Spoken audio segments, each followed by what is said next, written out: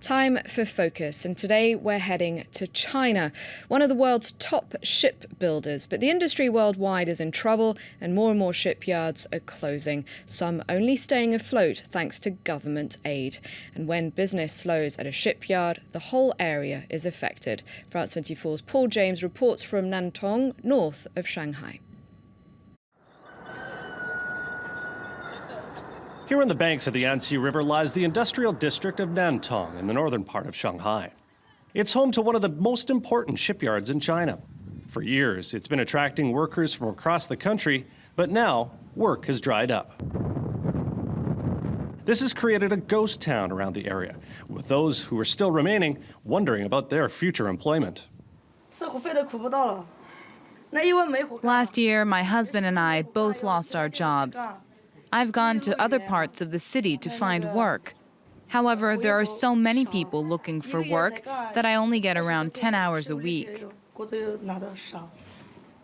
If things continue this way, I think we're going to move back to Yunnan. Many people have been leaving the shipping industry in Shanghai over the past year, leaving dormitories virtually abandoned. Amid the global economic slowdown, shipping is down. As such, orders for new ships finished down by around 40%, leading to a downturn of the microeconomy surrounding the shipyards. At this point, there are fewer workers coming to eat. Our daily sales used to be between 100 to 130 euros. Now it's more like 50 to 80. I don't know what's going to happen. We will see. As wages and rents increase, it's becoming increasingly difficult for shipyards in China to remain competitive, even for larger shipbuilders. Nantong Mingde Industrial used to be one of the largest producers of oil tankers in the area. But with orders drying up, the company was forced to declare bankruptcy this past year. Our construction line used to stretch back for 2 kilometers. It was huge. The other side of the road used to be filled with dormitories. But now they're all gone. Everything has just imploded. The company had to cut wages down to 20 euros a day and 15 for new staff. Years ago, we were overflowing with orders, but it's all over. The company managed to create its own debts worth around 60 million euros, but still managed to benefit from preferential interest rates and large-scale government grants. This is the term now being used in China to describe a zombie company, a company which can't turn a profit, but one which is kept alive through government help. Industry observers say many local governments are responsible for situations like the one at Nantong's shipyard. Their target was to inflate the GDP figure as much as possible. So that's why they heavily invest in those capital-intensive industries, so which will result in very serious overcapacity. The whole economy is slowing down. We don't need so many steels. We don't need so many coals, glasses, and so on, in shipping yard. When the government stop lending money to this kind of shipping yard, they will not be able to survive. Chinese authorities are hoping to modernize the country's industrial structure. But this in itself becomes a problem for local governments, as shipyards like Nantong are big sources for tax revenues, as well as massive employers in local areas. The issue itself remains sensitive. When we attempted to talk to local retailers about the situation in Nantong, we instead were threatened with the possibility of arrest. They are strangers with their translator. Don't talk to them. Hello? Please send a bunch of officers right now. They're talking about freedom of the press. But they haven't had permission from us. In the end, around 1/3 of the operations at the Nantong shipyards have disappeared. Despite the situation, China remains a global shipbuilding leader, taking in around 40% of all global orders for new ships.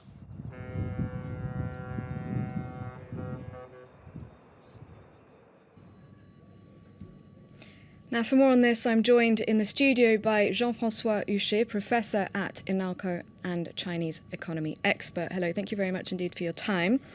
Now, since 2010, 140 Chinese shipyards have gone out of business.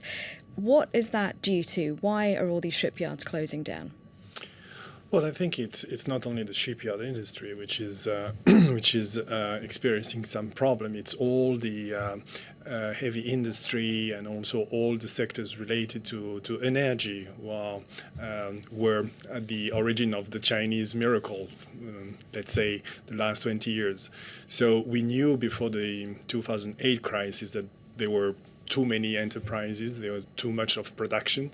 But in a way, the stimulus plan after the 2008 crisis cover up all those problems, and now those problems are coming up again in a much broader, with much broader effect. So what we are seeing now is just the necessity to make the Chinese economy to change and change the origin of growth.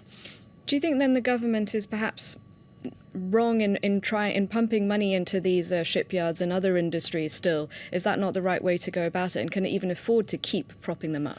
Well, for sure, there's many industry where where the level of excess capacity has been much too high, and we know that for a long period of time. What is quite worrisome is that the state bank has been pumping money in those industries just to provide more jobs and to ensure that there was social stability in the country. So now the problem is that what type of a growth will actually be able to replace the old industries, and I think it might take for about 10 to 20 years to see this evolution, this structural evolution, and many people will be left on the side of the road. I was going to ask you about that. Does the state help people made jobless in finding new jobs and maybe turning to the services sector, because that is developing? Yes, I mean, there are some help coming from the government, but we are not in a system where, like in Europe, you have an employment security scheme. In fact, many people don't even go to register themselves when they are unemployed. So it's why the unemployment rate stay around 4% for the past 40 years.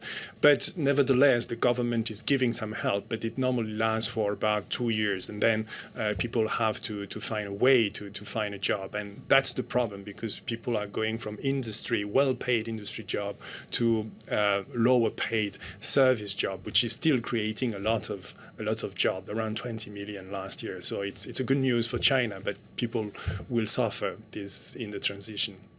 Okay, I'm afraid we'll have to leave it there. Thank you very much, though, for coming in, Jean-François Ichou. Thank you.